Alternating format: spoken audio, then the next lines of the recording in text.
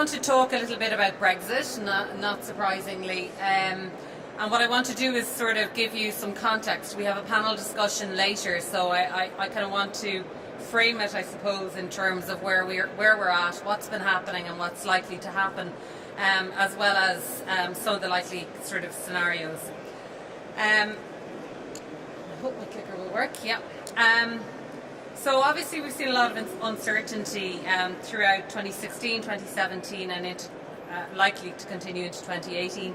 We're still unclear on the direction of the British government.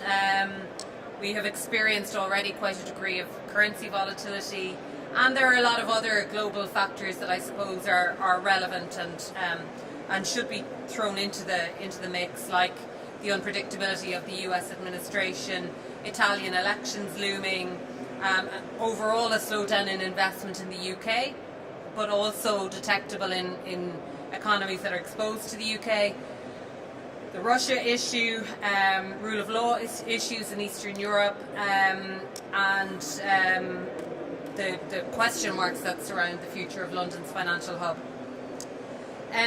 This is sort of a timeline of where we are. We are now entering the second phase of Brexit negotiations. We have Italian elections on the 4th of March. The EU summit should, or at least the ambition is that it will agree on the broad terms of a transition deal at the summit in March. A soft deadline has been identified at the end of the third, start of the fourth quarter 2018 to completely conclude the negotiations and then begin the process of ratification of the exit treaty. Firstly, the British Parliament to vote on the final Brexit text, and also the European Parliament to vote on the ultimate deal. The end of the Article 50 process, including all of the ratification, will be the end of March, with the UK exiting the EU, and then very swiftly followed by European Parliament elections, which of course means new leadership across the European institutions. The European Commission will be appointed, a new President of the Commission, new President of the Parliament, new President of the Council. And the date which has been identified for the conclusion of a transition deal, though this is certainly not set in stone, but the date proposed by the EU side, agreed at the General Affairs Council this week by the EU side, is the 31st of December, so less than a 2-year transition period, which is certainly less than the Irish government has sought. Simon Coveney, the Foreign Minister in Taoiseach, has identified a preference for a 5-year transition deal, but I think it's probably unlikely. So we are into the second phase of negotiations, which will look at the future trading arrangements, which is pretty much the issue that concerns most people here, I would imagine. A deal on future trading arrangements or an agreement on an FTA, a free trade agreement, is pretty much impossible within that time frame. Free trade deals generally take many, many years. The EU-Japan negotiations began in 2013. The EU-Canada trade agreement, which has just been concluded in the last number of months, began in 2009. So you're generally talking about anywhere between about a 7 to 10 year period for the negotiation of an FTA. So a transition deal is obviously required and a high priority for Ireland given our exposure to the UK market. Brexiteers have said that they want a strict 2-year period. As I said, the EU side have proposed a slightly shorter than 2-year period. I think the important thing is that during a free trade or during a transition deal, that the UK will be bound by EU rules and free movement, and therefore benefit from most of the same arrangements that they currently benefit from as members of the single market and customs union, which is obviously a big priority for Ireland. There are still stumbling blocks which remain on the first phase issues. So we know that a deal was struck at the end of December, particularly around the Irish border question, also around a budget, and around the rights of EU citizens, including Irish citizens, in the UK and vice versa. However, these issues are certainly going to continue to be on the agenda right through this process. And ultimately, I think the durability of the agreement at the end of December will very much depend on the future trading relationship. So while an agreement has been reached and it has been parked, I would certainly be loath to suggest that that's the end of the matter. I think we have to be realistic and realise that border issues will raise their head again if the UK leaves the customs union. And all of these challenges will become very clear. The biggest challenge at the moment is understanding what the UK wants. There's huge division within Theresa May's cabinet. We saw leaked documents again yesterday, causing fresh disputes and fresh disagreement within the Conservative Party in particular. The Labour Party is growing in strength in the UK, which I think in ordinary times would probably be a good thing as a more pro-European party than the Conservative Party. But the Labour Party, in a sense, has been somewhat hijacked by the political dynamic in the UK and is also committed to leaving the single market and the customs union. So even if there were to be a snap election, which I wouldn't rule out in the UK, it remains to be seen whether substantially the position of the British government would soften. Pro-Brexiteers are urging Theresa May to prepare for a no-deal Brexit. That has led the Irish government to begin preparing for a no-deal Brexit. And frankly, anybody who is concerned and worried about protecting the interests of industry and business, I think the responsible thing to do is to prepare for that sort of worst-case scenario.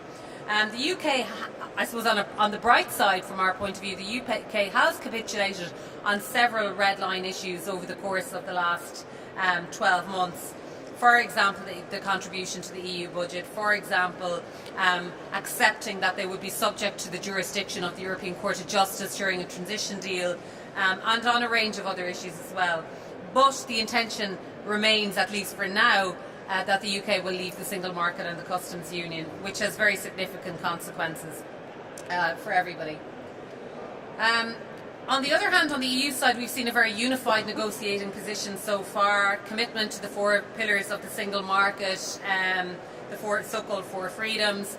You've seen a kind of an emboldened position from the EU because of the rise of pro-European politicians in countries like France, such as Emmanuel Macron. The threat of anti-EU parties has somewhat desisted, though they still exist. We don't have a coalition in Germany just yet, but it looks likely that we will have one in place by Easter. And the European Council, the political wing, if you like, representing the governments, the heads of state and government, has been very, very deeply involved in this process. So it hasn't just been sort of subcontracted out to the European Commission, but actually has been very political and will continue to be so.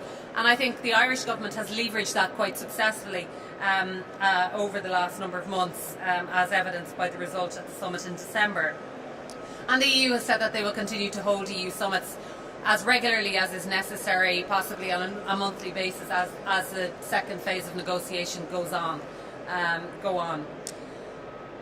Just to touch very briefly through a couple of the possible scenarios. I mean, you'll hear a lot about, as we move into this phase of trade negotiations or discussions about the future relationship, about the Norwegian model and the Canada model, and they're the two that are really likely outcomes, I would say. There won't necessarily be a sort of a replica of one of these models, but they're the ones that are probably going to be the closest to what we end up with. The Norway model is the preference of the Irish government. It's the preference of anybody who's really doing a lot of trade with the UK. It would mean continuing as a member of the European Free Trade Agreement and being part of the single market. This is currently not the intention of the British government, but as we've seen, red lines have changed and positions have changed, so we have to wait and see. It means that technical harmonisation, it means mutual regulatory framework. It basically means no regulatory divergence, which is something that we heard a lot about before Christmas. And it means that trade ultimately between the UK and the EU would continue to be pretty smooth. Would really mean that there is mutual recognition in terms of standards and goods and services and so on in most areas. and would allow for the status quo in many areas to largely to continue. It would be outside of the customs union, so there would be some border checks required, which is not ideal. But if we look at the Sweden and Norway model into and out of the EU between the EFTA area, there is a huge amount of cross-border agency cooperation. We've looked at this in a lot of detail. Each side can provide services and exercise legal powers both on home territory and in the neighbouring state. Automatic number plating recognition cameras at unstaffed crossings. So, this idea of frictionless, invisible border actually can almost become a reality. And certainly that is the objective as they move closer and closer on the Sweden-Norway border. There's a huge amount of trust required, a huge amount of exchange of information, but it does work very effectively. And they are piloting an automated system for sending data in advance, which of course would make life an awful lot easier, particularly I'm thinking for firms in Ireland that are trading between Ireland and the UK, or particularly I think north and south. That type of arrangement would be probably as good as it gets if the UK does persist in its plan to leave the customs union. Canada Plus is what the UK is currently talking about, and it's not really ideal, frankly. It's just a free trade agreement with the European Union. A Canada Plus-like deal could remove the majority of tariffs, so at least Irish exporters of goods would be unlikely to be exposed to tariffs in most areas. But border checks and customs controls at the border would be a reality. Potential regulatory divergence between the EU and the UK, which of course is the desired outcome for a lot of Brexit supporters within the Tory government. We've looked at the US-Canada model, which obviously operates under the NAFTA agreement, and it has allowed for the facilitation of trade, regular cross-border traders enrolling commercial clearance program, specifically for low-risk shipments. But it means that certain goods can be prioritised and arrangements can be put in place for minimum disruption. Mutual recognition of air cargo, cleared once, accepted twice, is the principle, and a trusted trader program for known established low-risk traders. So there are certain reductions, if you like, in friction that can be achieved under that kind of free trade agreement model, but it's not ideal, and it's certainly not the preference of the Irish government, and they have been making that very, very clear to their UK counterparts, as has Michel Barnier on behalf of the European Commission. And we really at this point have to wait and see whether we get more clarity from Theresa May. She's committed to giving a speech to set out a clearer framework from the UK side later in February. Let's see whether there's movement there. I probably don't need to tell you about our exposure, the links between the UK from an economic, social point of view. We are extremely interconnected from the point of view of migration, from the point of view of foreign direct investment flowing in both directions. 15 billion exported in goods to the UK in 2016 and 16.6 billion imported. So it's a two-way flow, and certainly when you look at those figures you can see a very clear interest on both sides in resolving these issues. The impact of Brexit so far, we've certainly seen an impact in the UK. The drop in sterling, we've seen inflation pushed to a 4-year high. UK growth has slowed down, investment in the UK has slowed down, and there's been a huge issue around accessing foreign labour in the UK, which ironically was a stated goal of the Brexit campaign, but it is causing huge disruption, particularly in seasonal agriculture, in the health service, both a lack of doctors and nurses, and increasingly it's becoming obvious in financial services as well. So in Ireland we certainly haven't felt the full force or the full rigour of Brexit. If the UK leaves the customs union we will start to feel it, but we have definitely been hit by the fall in sterling, and we have seen a drop in exports in certain sectors, which is definitely a cause for concern. Impact of hard Brexit, which is what we have to prepare for currently. We certainly hope for the best, but we have to prepare for the worst. One of the things that a lot of organisations, banking organisations I'm thinking of, Enterprise Ireland and many others, some of the chambers of commerce, have been providing support for businesses to actually establish and delve into the level of exposure that they have. And now is the time to do that. If you haven't done it, it certainly is the time to do it. There will be some form of transition period, but we don't know exactly how it's going to work. And we have to operate on the basis that once it's over, we will be exposed, and our businesses and our exporters will be exposed. Trade implications, we are anticipating if there will be a requirement for customs checks, delays in ports. The Irish ports don't have huge capacity issues as such, but certainly the UK ports do, and we don't know what sort of system will be put in place on the UK side. So while we can prepare and we can liaise with customs officials here in Ireland and we can talk to the ports as we do, we don't really know how it'll work on the other side, and there's been no clarity whatsoever so far in that. So these are factors that will are being taken into account and need to be considered by companies that aren't already, and by sectors, entire sectors. I have a chart there outlining some of the potential tariff rates under WTO, but I think we have to expect that the worst case scenario will be some sort of a free trade agreement. I suppose the risk is that there is a hiatus between the end of a transition period and the introduction of an FTA, in which case tariffs would potentially be imposed. So it's something to consider, and certainly to familiarise yourself with in terms of what it would mean for your business potentially. VAT implications. I know that the various tax institutes are doing a lot of work around VAT exposure and so on. Anybody who's trading internationally outside of the EU will be used to this, but most Irish firms are not trading outside of the EU, and so will not be familiar with the sort of arrangements that will need to be put in place around VAT potentially. So that is something that needs to be considered. Regulatory divergence also needs to be considered if the UK moves in a different direction. Goods that are produced in Ireland may not in due course be compliant, but of course everybody's working to minimise that type of divergence, but it's a risk. The labour implications, in a sense, I've already mentioned in the context of the UK. It's always a challenge attracting top talent.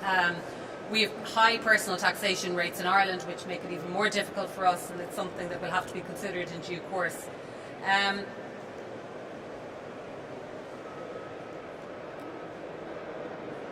Planning now, contingency planning, which I've already mentioned.